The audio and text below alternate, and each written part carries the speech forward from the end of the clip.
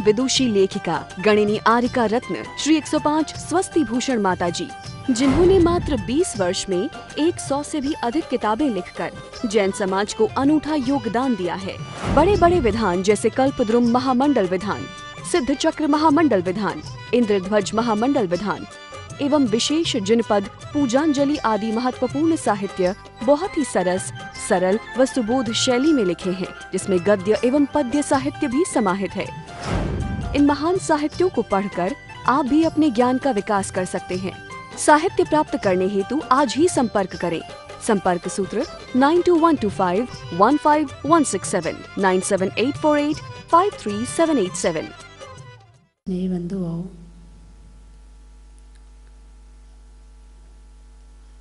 आवश्यक की चर्चा चल रही है। एक बार थोड़ा सा इतिहास देख लें कि षट आवश्यक कौन कौन जीव कहाँ कहाँ करते हैं। स्वर्गों में संभव है क्या? देव पूजा तो है वहाँ पर, स्वाध्याय भी है, मगर संयम, तप और दान ये वहाँ नहीं है। केवल दो ही काम कर सकते वहाँ। जो ऊपर के इंद्र हैं वो स्वाध्याय करते हैं और जो नीचे के इंद्र हैं वो पूजा करते हैं। जो पूजा करते हैं वो स्वाध्याय नहीं करते, और जो स्वाध्याय करते हैं वे, इसलिए एक ही है उनमें भी।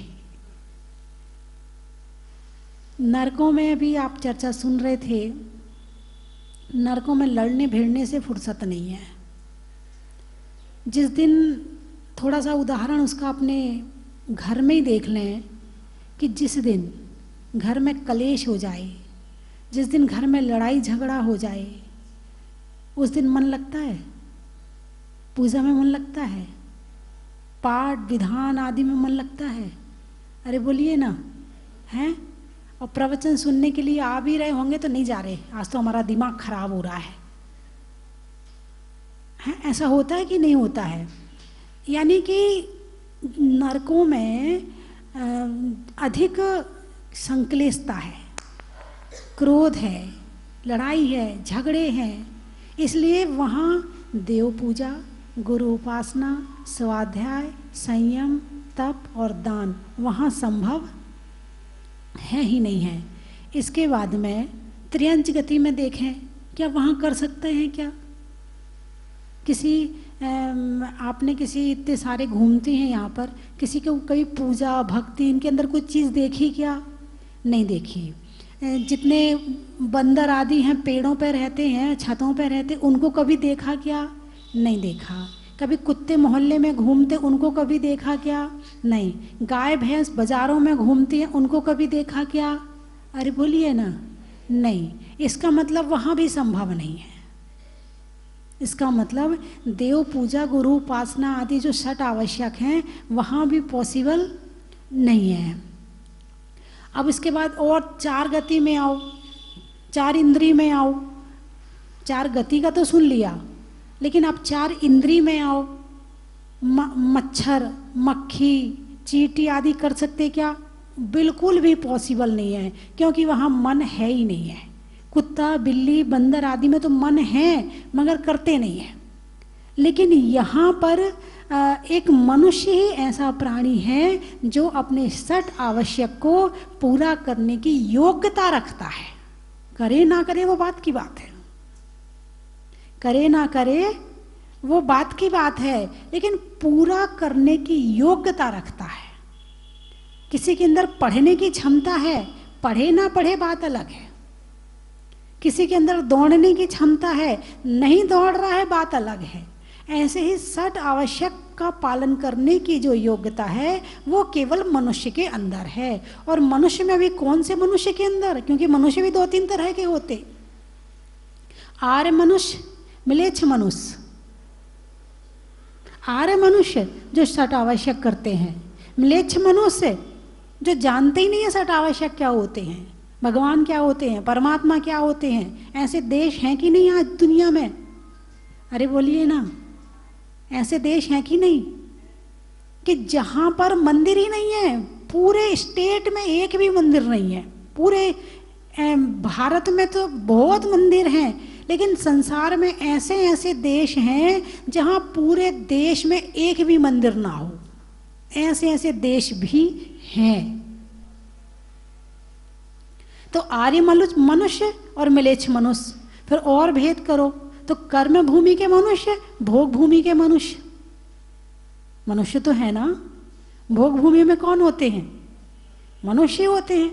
क्या वो करते हैं षट आवश्यक का पालन? नाम ही भोग भूमि है, भोगों की प्रबलता है, भोग विशेष रूप से भोगे जाते हैं वहां पर। वहां भी षट आवश्यक का पूरा पालन संभव नहीं है। अब बचे कर्म भूमि के मनुष्य। कहाँ के मनुष्य? आप कौन से मनुष्य हैं?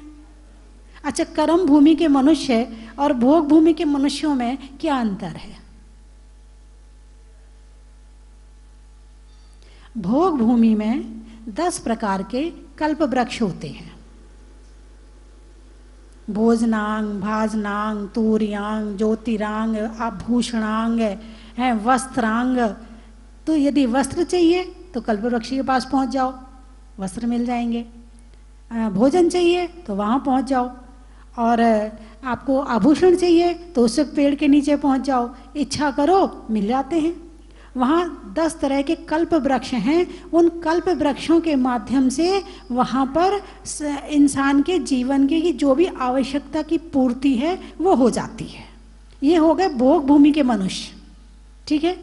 वहाँ पर मेहनत नहीं करनी पड़ती, आपके जैसे दुकान नहीं चलानी पड़ती है, आपके जैसे पसीना नहीं बहाना पड़ता है, आपके जैसे दिन भर रोटी बना बना के दिन भर, चाहे गर्मी हो चाहे सर्दी, बेचारा रात के 11 भी बजे हैं तो भी काम कर रहे हैं। गर्मी में जून का महीना है तो भी गैस के सामने खड़े हैं, पसीना बहाए जा रहे हैं। वहाँ नहीं है। वहाँ तो इच्छा करो और भोजन तैयार। पहली बात, उनका भोजन है ही कितना, हर्र बहेड़ा आंवला। जो उत्तम भोग भूमि है, हर्र कितनी बड़ी होती है, इतनी सी आती ना, काली काली सी, हरड़ भी बोलते हैं। पहले उत्तम भोग भूमि में इतना है, मध्यम में बहेड़ा के बराबर है, और जो जघन्य भोग भूमि उसमें आंवला के बराबर। इतना खाती तृप्ति हो जाती है। और आपको कितना खाना पड़ता है? अधिक खाना सुख है या कम खाना सुख है? अरे वाह! बार बार खाना सुख है या दिन में 1-2 बार खाना सुख है? अच्छा, 1-2 बार वाले कितने बैठे हैं? नियम है आपका? कितने बार खाते हैं आप लोग? जो उत्तम भोग भूमि के मनुष्य हैं वो 3 दिन में 1 बार खाते हैं। वो हरड़ वाला बराबर भी कितने बार खाते हैं? 1 बार। ऐसी टैबलेट हो गई तुम्हारे हिसाब से, 3 दिन में 1 टैबलेट खा लो, काम खत्म। ऐसे मध्यम भोग भूमि के जो मनुष्य हैं वो 2 दिन में 1 बार खाते हैं। जो जघन्य भोग भूमि के मनुष्य हैं वो 1 दिन में 1 बार खाते हैं। और जो चतुर्थ काल के मनुष्य हैं, जो पहले दूसरे तीसरे काल में ये भूमि होती है भोग भूमि, चौथे काल में कर्म भूमि आ गई, तो चतुर्थ काल का मनुष्य 1 दिन में 2 बार खाता है। पंचम काल का मनुष्य, आप कौन से काल के मनुष्य हैं? हाँ कहना, हाँ ये तो पता है, हैं तो पंचम काल के। यानी उत्तम भोग भूमि में 3 दिन, मध्यम में 2 दिन, और जघन्य में 1 दिन, और चतुर्थ काल में 1 दिन में 2 बार, और पंचम काल में मुंह ही बंद नहीं होता। टमाटर बना रहे हैं तो टमाटर किसते किसते जो बचा वो गया मुंह में। मटर छील रहे हैं तो मटर छीलते छीलते गई मुंह में। मूंगफली छील रहे हैं तो मूंगफली छीलते छीलते गई मुंह में। इनका मुंह ही बंद नहीं होता, दिन भर चलता है। अब बताओ सुख किसे कहते हैं? दिन में बार बार खाना सुख है या कम खाना सुख है? आप बताओ मुझे। कम खाना सुख है। क्या है? कम खाना सुख है। तो जीवन में उसके लिए पंचम काल में यदि पैदा हुए हैं तो संयम के माध्यम से ये सुख को प्राप्त कर सकते हैं। वहाँ तो आवश्यकता ही नहीं है, मन ही नहीं करता वहां तो खाने का। लेकिन पंचम काल में मन तो करता है, क्योंकि विचार में गिरावट आ रही है, असंयम बढ़ रहा है, इसलिए विचार तो होते हैं, लेकिन विचारों को कंट्रोल करके और अपने भोजन को कंट्रोल करके इस सुख की प्राप्ति कर सकते हो। तो आप लोग दिन में कितने बार खाते हो? जो बैठ के खाते हो कितने बार खाते हो? 3 बार मान लो। एक बार नाश्ता भी ले लो, 2 बार भोजन, 1 बार नाश्ता, 3 बार मान लो। और फिर जो चुटर पुटर चलता है वो, उसकी भी तो गिनती होगी, रख लो 25 बार, 50 बार, 100 बार, गिनती तो रख लो, गिन लिया करो आज कितने बार खाया है। भाई गिनती तो होनी चाहिए, किसी भी चीज की सीमा तो होनी चाहिए, एक लाइन तो होनी चाहिए। तो 3 बार खा करके, जैसे साधु है कितने बार खाते हैं? अच्छा, 1 ही बार खाते हैं। अच्छा, तो श्रावक को कितने बार खाना चाहिए? अरे तुम भी तो भक्त हो ना साधुओं के, तो तुम्हें कितनी बार खाना चाहिए? हैं? 2 बार। तो ऐसे कितने लोग हैं जो 2 बार का नियम ले सकते हैं? पानी की छूट है, लिक्विड की छूट है, दवाई की छूट है, और कभी बीमार हो जाएं तो 2-3 बार की भी छूट है। आप बताओ कि स्वस्थ रहते हुए दिन में 2 बार खाने की विचार कौन कौन बना सकता है?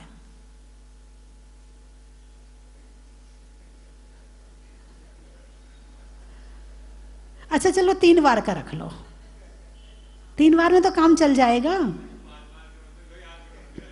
योगी खाए 1 बार, योगी खाए 1 बार, रोगी खाए,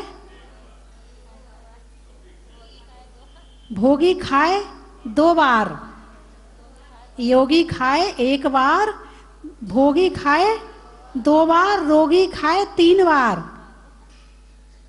और उसके आगे क्या होगा? किसकी उपमा दी जाएगी? बकरी को कभी देखा आपने? देखा नहीं देखा? देखा है ना?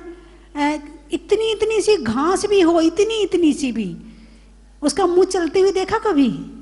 कैसे चलाती वो अपना मुंह? अरे बोलिए ना, आप हंस क्यों रहे हैं? हैं? फिर इतना सा यहाँ मुंह मारेगी, फिर वहां नहीं खाएगी, इतना सा मार के वहां होगा भी ना तो नहीं खाएगी, दूसरी जगह पहुंच जाएगी, फिर वहां थोड़ा सा खाएगी, फिर वहां और नहीं खाएगी, फिर उसके बाद फिर तीसरी जगह पहुंच जाएगी, फिर वहां नहीं खाएगी, फिर आगे पहुंच जाएगी। ऐसे ही आजकल का मनुष्य है, दिन भर खाता है, दिन भर खाता है, फिर भी पेट खाली का खाली रह जाता है। दिन भर भोजन में दिमाग रखा रहता है। अब 3 बज गए, अब चाय का टाइम हो गया, अब 5 बज गए, अब खाने का टाइम हो गया, अब 7 बज गए, अब 8 बज गए, अब शाम की चाय का टाइम हो गया है। घड़ी देखता रहता है, भूख नहीं लगी पेट में, घड़ी से भूख लगती है। किससे लगती है? घड़ी से। शरीर मांग रहा नहीं मांग रहा वो बात अलग है।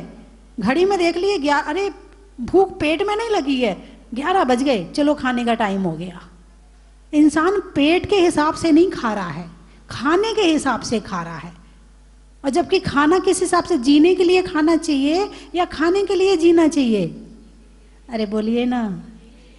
अरे वाह, बड़े ज्ञानी लोग बैठे यहाँ तो। इसका मतलब आज के बाद आप केवल 2 ही बार खाओगे। बीमारी की छूट रख लो, 3 बार का रख लो। अच्छा चलो 4 बार का रख लो। अब तो इंसान की श्रेणी में आ जाओ। अभी बकरी की बात बताई मैंने।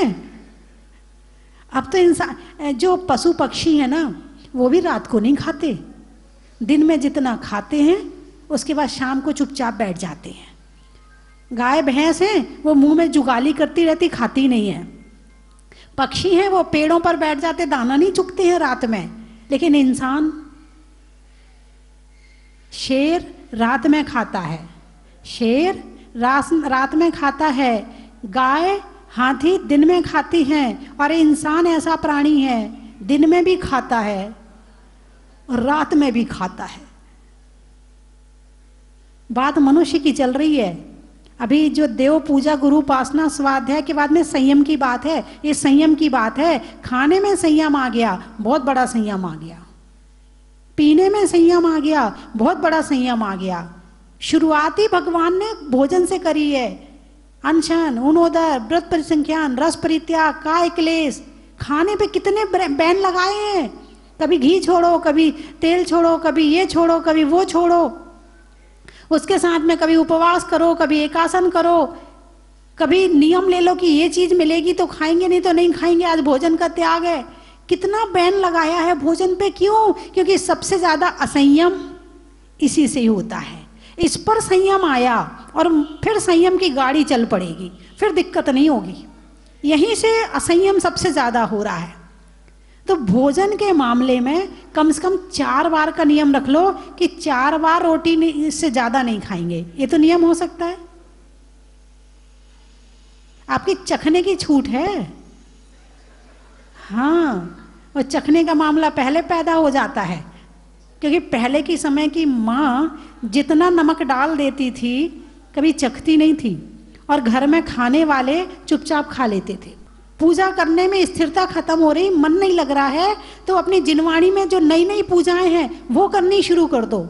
और नहीं लग रही है, 15 दिन में एक बार जहाजपुर जाके विधान कराओ, पूजा कराओ, वहां जाकर के अभिषेक कराओ। ये तो एक मोहल्ला ही है। वैसे बड़े शहर में तो इतनी दूर एक मोहल्ला ही होता, दिल्ली आदि शहरों में तो 20 किलोमीटर यूं होता, यूं ये रहा, यूं मोटरसाइकिल उठाई और यूं भाग जाते हैं। वहां नहीं लगता कि दूर है। आपको लग रहा होगा शायद देवली से जहाजपुर दूर है। अरे बोलिए ना, किस किस का दूर लगता है? हैं? महीने में एक बार हो आते हो, नहीं हो आते हो?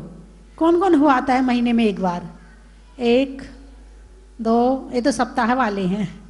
हाँ, ये भी सप्ताह वाले हैं, और जरूरत पड़े तो ये रोज वाले भी हैं। पंचकल्याणक में तो डेली जाते थे। बहुत से लोग हैं। महिलाओं में कौन कौन महीने में एक बार का हो जाता है आपका? उठाना जरा हाथ, देखो। बेचारी महिलाएं बहुत बिजी रहती हैं, इनको बहुत काम है। पुरुष तो फिर भी फ्री है थोड़ा बहुत, महिलाओं को बहुत काम होते हैं, नहीं निकल पाती हैं। जाती हो क्या महीने में एक बार? नहीं। अपनी 2-4 महिला इकट्ठी हुई और बस स्टैंड तुम्हारे पास में ही है। और दूसरी बात, सबसे पुण्यात्मा इसलिए और हो कि वहां बस स्टैंड पर उतरने की जरूरत नहीं है। वहां तो क्षेत्र के सामने से उतरो और क्षेत्र के सामने से चढ़ो। इससे सरल तीर्थ आपको कहीं मिलने वाला नहीं है। अरे बोलिए ना, इससे सरल कहीं मिल रहा हो तो बताओ मुझे, कि अपने घर के सामने से बैठो और वहां क्षेत्र के सामने उतरो, अपनी 2-4 महिलाएं इकट्ठी हो और पहुंच जाओ। आज की पूजा वहां करनी है, आज वहां जाके विधान करना है, आज मुनि सुव्रत विधान करना है। मेरी बात समझ में आ रही कि नहीं आ रही? यानी पूजा ऐसी पूजा हो कि जिससे मन में, आत्मा में परिवर्तन आ जाए, ऐसा लगे कि वास्तव में पूजा करी है। जो पुराने विचार चल रहे हैं वो हट जाएं और नए विचार हैं वो आ जाएं। ऐसी पूजा करने से भावों से परिवर्तन जब आता है, इसका नाम है पूजा। पूजा पूरी हो गई, लेकिन यही नहीं पता चला कि आज पूजा में पढ़ा क्या था। रट्टा मार पूजा। कौन सी पूजा? अरे बोलिए ना। कई बार तो महिलाएं आके मेरे से कहते हैं, बोले माता जी वो है ना, कई बार आपकी जिनवाणी से इसलिए पूजा नहीं करते हैं कि उसमें ना देर लगती है। ऐसे ही है क्या? हाँ हाँ है, ऐसा है। आपकी तो हम वो वाली पूजा जो है ना, निर्गंधक्षण पुष्णी दीप,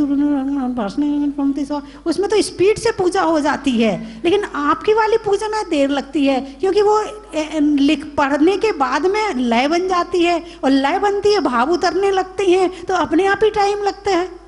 तो मैंने कहा भाई पूजा ही इसी का नाम है। मात्र इस थाली का द्रव्य तुमने इस थाली में कर दिया, बन के भी ये काम तो कोई बच्चा भी कर सकता है।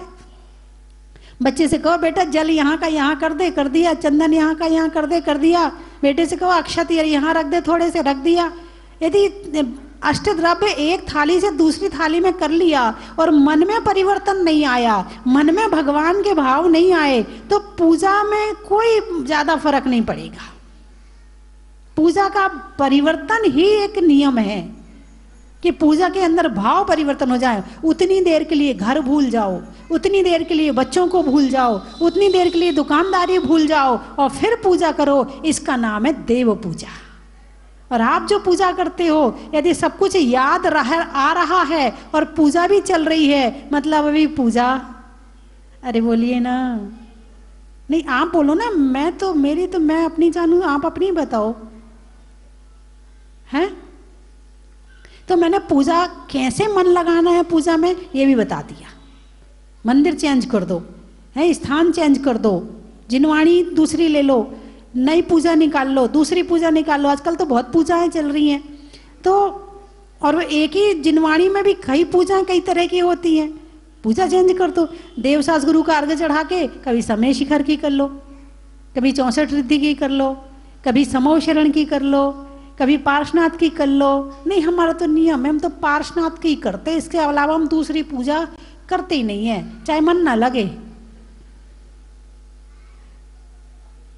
बंधुओं, कर्म भूमि के मनुष्य में बहुत सारी योग्यताएं हैं।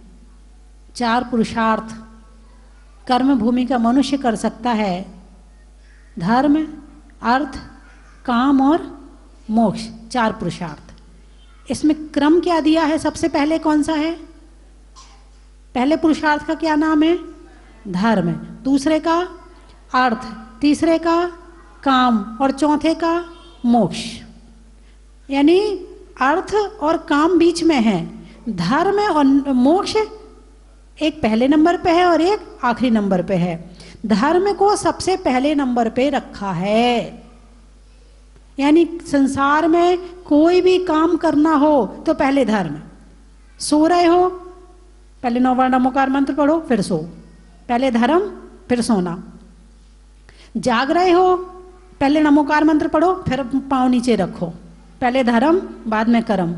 भोजन कर रहे हो, पहले 9 बार नमोकार मंत्र पढ़ो, 9 बार नहीं पढ़ो तो 1 बार तो पढ़ ही लो। ये नियम ले लो कि 1 बार नमोकार मंत्र पढ़ के ही हम भोजन करेंगे। साधु कितने बार पढ़ता है? 9 बार पढ़ता है। सिद्ध भक्ति करता है, योग भक्ति करता है, फिर आहार लेता है।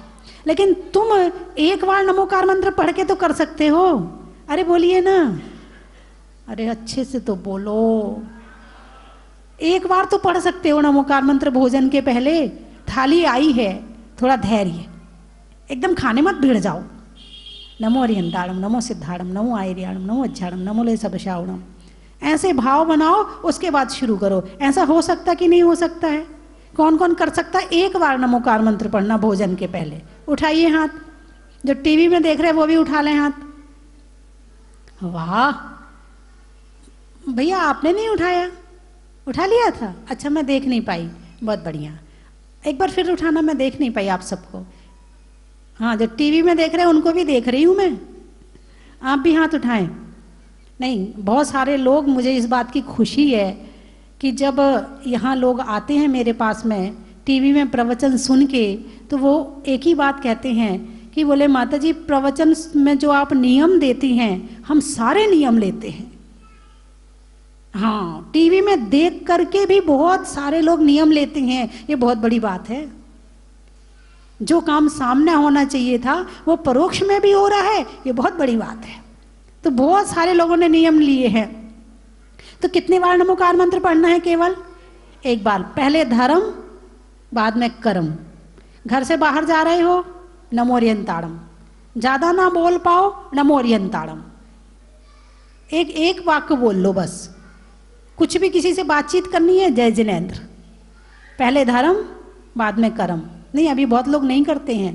यदि किसी नॉन जैन से बात करते तो उनसे जय जिनेंद्र नहीं करते, नमस्ते करते। नहीं, चाहे जैन हो चाहे अजैन हो, आपको जय जिनेंद्र करनी है। पहले धर्म बाद में बात करनी है। हैं 4 पुरुषार्थ है ना, धर्म, अर्थ, काम और मोक्ष। तो जीवन में ये इस क्रम से हम कोई भी काम करें, पहले नमो अरिहंताणम, दिन भर नमो अरिहंताणम बोलने की आदत डाल लें आप।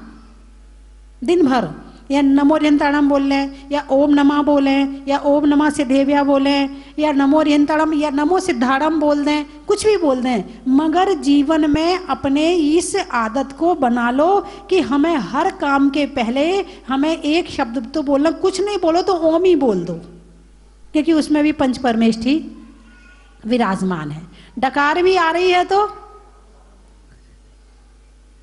सामने वाले से कहो शांति बोल, हम ओम बोल रहे और तू शांति बोल। तो रास्ता कहाँ से खुलेगा मोक्ष का? धर्म से। और हम धर्म को ही छोड़ देंगे तो वहां तक पहुंचेंगे कैसे? अर्थ और काम में तो अनंत काल से फंसे हैं। कब से फंसे हैं? अर्थ और काम कहाँ कहाँ है? देवगति में भी है, नरक गति में योग्यता नहीं है, हैं भोग भूमि में भी है, पशुओं में भी है, त्रियंचों में भी है, ये सारी चीजें वहां पर है। यदि हम इस पर विजय प्राप्त कर सकते हैं तो केवल वो कौन सी पर्याय है? मनुष्य पर्याय है जिस पर विजय प्राप्त कर सकते हैं। तो वो कहां से शुरू करेंगे? नमो रियंताड़म से। किससे शुरू करेंगे? अरे बोलिए ना। आज आपका नियम यही है, कोई भी बात करो नमो रियंताड़म, कोई भी बात करो, हाँ दोनों बदले सकते, कभी नमो रियंताड़म बोल लो और कभी नमो सिद्धाड़म बोल लो, तो आपका धर्म भी हो गया और मोक्ष। नमो रियंताड़म बोला अरिहंत भगवान, और सिद्धाड़म बोला तो सिद्ध भगवान। तो पॉसिबल है कि नहीं? अरे बोलिए ना। लोग बात बात में गालियां देते हैं, देते कि नहीं देते? लेकिन अच्छे व्यक्ति बात बात में भगवान का नाम लेते हैं। बुरे व्यक्ति बात बात में गालियां देते हैं और अच्छे व्यक्ति बात बात में, अरे बोलो तो सही, क्या बात है, भगवान का नाम नहीं बोला जा रहा आपसे? आज बोलना है दिन भर नमो रियंताड़म। यदि आपको किसी के प्रश्न का उत्तर नहीं देना हो और सामने वाला तो आंख फाड़ फाड़ के देख रहा है, बोलना तो पड़ेगा कुछ भी, कहना नमो रियंताड़म। हाँ, किसी को आपको नहीं, कई बार होता है कि हमें इसका प्रश्न का उत्तर नहीं देना है और वो सामने वाला इंतजार न करे, कुछ बोले तो सही, और कुछ बोलोगे तो गड़बड़ होगी, मना करोगे तो गड़बड़ होगी। मना नहीं कर सकते, हाँ कर नहीं सकते, तो क्या करना है? हाँ, मामला सेट हो जाएगा, भगवान अपने आप संभाल लेंगे उसको। तुमने भगवान का नाम ले लिया ना, अब भगवान अपने आप उसको संभाल लेंगे। ठीक है, समाप्त करूं? ऐसा लग रहा आप तो समाप्त करने के चक्कर में नहीं है, नहीं है? अच्छा, नहीं टाइम हो गया है। मैं 3 चीजें बोलूंगी, आपको कहना बड़ा ही महत्व है।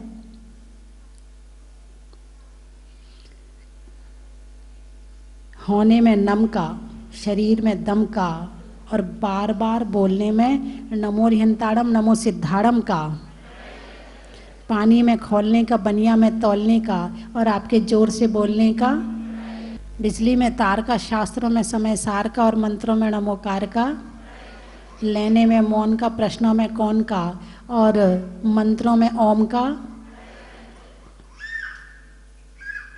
आज जो लोग जहाजपुर में आए उनके नाम आए हैं।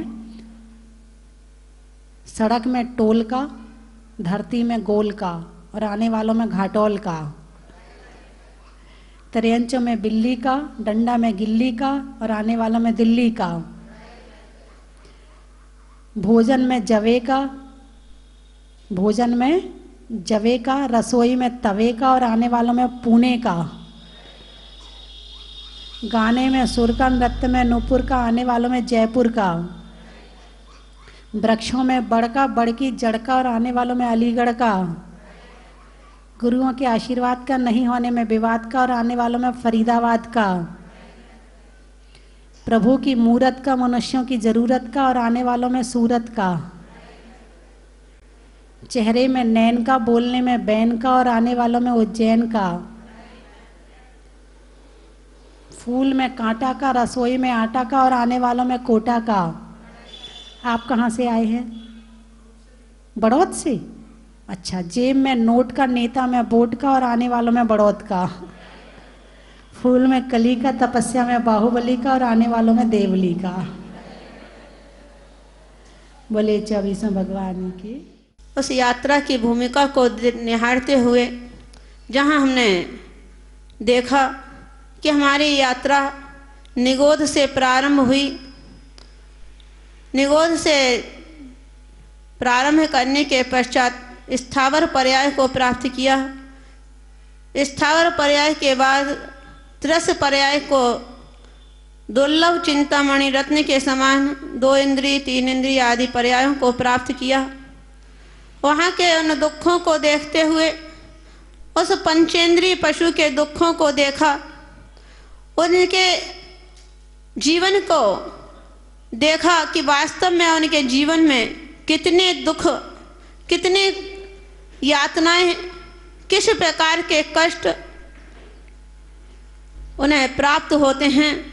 उस कष्ट को सहन करते हुए जब वह संकलेश परिणामों से यहाँ के उस शरीर को छोड़ते हैं तो नरक जैसे दुखों को उन्हें स्थान प्राप्त होता है, जहाँ पर उस छत के जो 14 राजू जो लोक है उसमें 7 राजू अधोलोक और 7 राजू ऊर्ध्वलोक, मध्यलोक का गया पता नहीं, परंतु मात्र 1,40,000 योजन जो सुमेरु पर्वत की जो ऊंचाई है उतना ही मध्यलोक है बस।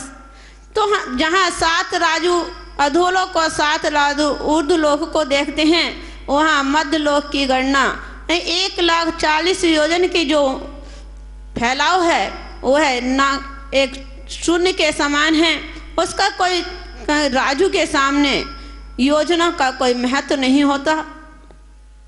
तो इस मध्यलोक में रहने वाले जो त्रियंश हैं, वह त्रियंश जब यहाँ से मृत्यु को प्राप्त होकर संकलेश परिणामों से जब अपने शरीर को छोड़ते हैं तो उस राजू नरक में पहुँचते हैं, जहाँ उस नरकों की संख्या दी आचार्य ने कि 7 राजू में 1 राजू में तो निगोध निकल गया, 6 राजू में 7 नरक, पहला दूसरा नरक 1 राजू में और बाकी सब नरक 1-1 राजू में। इस प्रकार 6 राजू में 7 नरक की भूमिका दी। उन नरकों में जब यह जीव पहुंचता है तो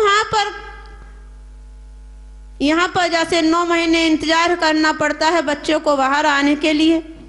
स्वर्गों में उत्पात सैया से तुरंत जन्म हो जाता है, अंतर मुहूर्त में ही एक 16 साल के युवा के समान उनका जन्म होता है।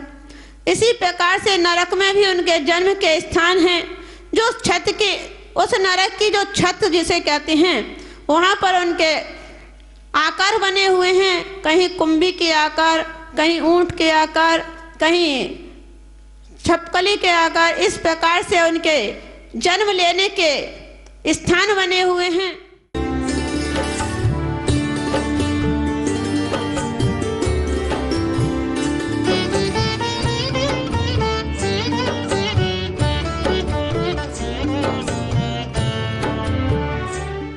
जय जिनेंद्र बंधुओं, बहुत दिनों के लंबे इंतजार के बाद और जहाज मंदिर में अतिशयकारी मुनीश्वरनाथ भगवान के विराजमान होने के बाद में आने वाली 13 मार्च 2021 को पहली शनि अमावस्या पर भूगर्भ से प्रकटित शनिग्रह निवारक मुनीश्वरनाथ भगवान के मस्तक पर 1008 कलशों से महामस्तकाभिषेक होगा। बंधुओं, शनि अमावस्या पर मुनीश्वरनाथ भगवान का अभिषेक करना महान फलदायी होता है और हम सबके महान पुण्य के उदय से जहाज मंदिर में विराजमान होने के बाद पहली शनि अमावस्या पर हम सबको भगवान का अभिषेक करने का, शांति धारा करने का सुनहरा मौका और पूज्य गुरु माँ गणनी आर्य का स्वस्ति भूषण माता जी का मंगलमय आशीर्वाद प्राप्त करने का मौका मिला है। आप यहाँ पधारें और उस दिन बड़े बाबा का अभिषेक करें, शांति धारा करें। 4 तरह के कलश है। रजत कलश 5100 रुपये, स्वर्ण कलश 11,000 रुपये, हीरक कलश 21,000 रुपये और रत्न कलश 51,000 रुपये की न्योछावर राशि है। बंधु, मैं तो चाहता हूं आप यहां पधारे और स्वयं बड़े बाबा का अभिषेक करें, शांति धारा करें, लेकिन यदि आप नहीं आ सकते हैं तो भी आप अपने नाम से यहां पर कलश आरक्षित करवा सकते हैं। आपके नाम से अभिषेक शांति धारा यहां पर होगी। उसी दिन दोपहर में 1 बजे से राष्ट्रीय युवा सेमिनार यहां पर होगा। एक यूथ सेमिनार होगा जिसमें 18 वर्ष से 45 वर्ष के युवक और युवतियां सब उसमें भाग ले सकते हैं। आप सभी इन कार्यक्रमों में सादर आमंत्रित है। साथ ही 10 मार्च 2021 को भगवान का जहाज मंदिर में विराजमान होने के बाद पहला निर्वाण कल्याणक महोत्सव यहां मनाया जाएगा और सन 21 में 20 किलो का निर्वाण लड्डू 20वें तीर्थंकर मुनीश्वर नाथ भगवान के समक्ष अर्पित किया जाएगा, पूरे भावों के साथ में, भक्ति के साथ में और पूज्य गुरु माँ के पावन सानिध्य में। तो आप सभी सादर आमंत्रित है। आप अपनी सूचना स्वस्ति धाम में दे सकते हैं। आप अपनी स्वीकृति 9782063107 इन नंबरों पर दे सकते हैं। पूरे कार्यक्रम का सीधा प्रसारण पारस चैनल पर होगा। धन्यवाद। कंचन की थाल को सजाओ रे आज, रत्नों की थाल को भर लाओ रे आज। आओ आओ करे रे गुणगान आरती भगवन की। आओ आओ करे गुणगान आरती भगवन की। आओ आओ करे रे गुणगान आरती भगवन की।